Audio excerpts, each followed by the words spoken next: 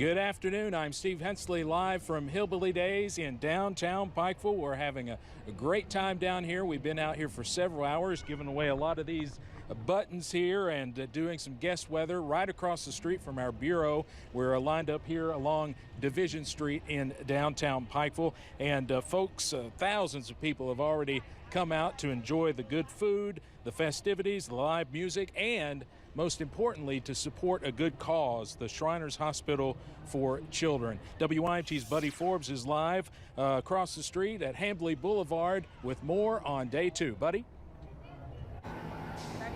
There's limit. Yes, Steve, as you know, the sun is out and so is the community as people are filling the streets here in Pikeville for the second day of the Hillbilly Days.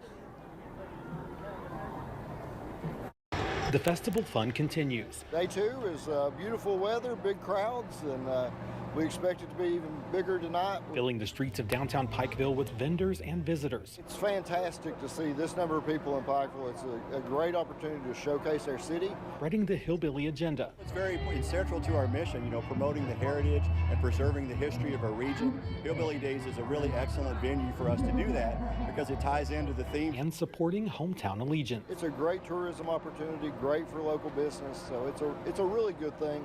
Plus the mission of it to help kids in the Shriners Hospital is phenomenal. One day and donut at a time. Of course, the sounds, sights, and smells here are always crowd pleasers, but what the festival really means to people, that's what it's all about. And I'll have more about that when we check back in at 6 o'clock. In Pikeville, Buddy Forbes, WYMT Mountain News.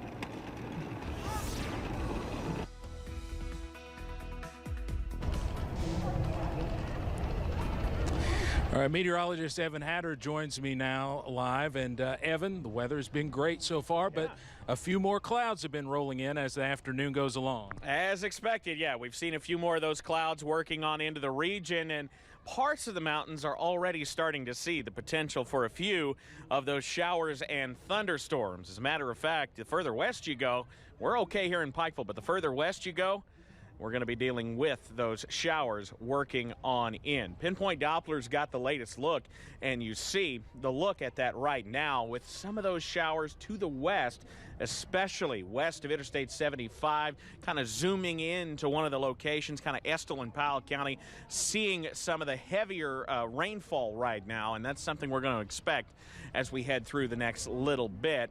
As we head through the evening, though, we're actually in pretty good shape, so we're going to continue to watch the potential for those clouds to roll in, and we're only going to slowly cool off down into the 70s as we head into the nighttime hours. You see those current temperatures in the 70s and 80s, but cooler, closer to the 60s as you head to the west. So as we run through the rest of tonight, that's where we're going to see that potential for those showers to move in later on tonight. Now, I'm going to go make sure the weather graphics are in good shape. You see those temperatures falling into the 60s.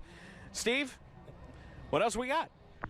Well, tomorrow, of course, the parade, and the weather world's going to be a much different story, it sounds like. Yes, it's looking much soggier as we head into the day tomorrow. At this point, some of those showers that move in later tonight are going to start to move in and kind of stick with us early tomorrow. But I don't think it's an all-day washout, but it is something we're going to have to watch very closely, especially parade 2 o'clock, the time frame we're going to have to be very watchful for. Hopefully most of the rain will fall overnight and maybe in the early morning hours we can get most of it out, but it will be a lot cooler. It's going to feel a lot different too. Yes, I mean, we're in the 80s today, but I think we're going to struggle to reach the mid-60s as we head into tomorrow. The clouds and the showers are going to keep us rather cool and damp as we head into the morning hours. All right. Well, hopefully we'll stay dry at least through the end of the 6 o'clock news. Hopefully. But it's looking that way now.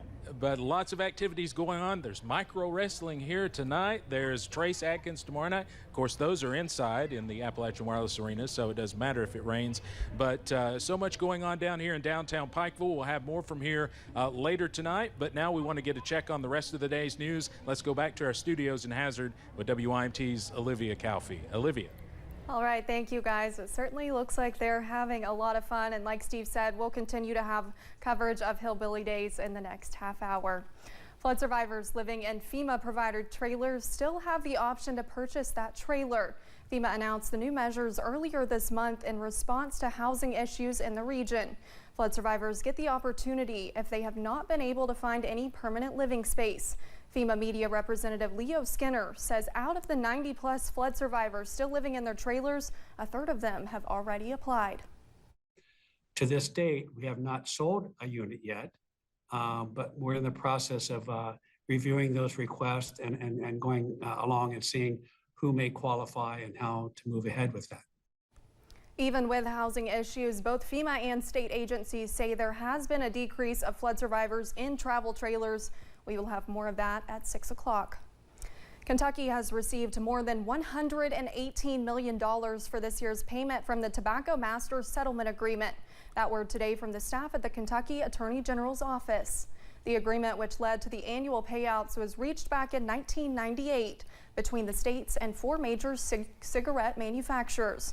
Here's what it means here in the Commonwealth. The AG's office says half, or $59.1 million, will go to agriculture grants throughout the year. The other half will be split toward the Early Childhood Development Fund and the Kentucky Healthcare Improvement Fund.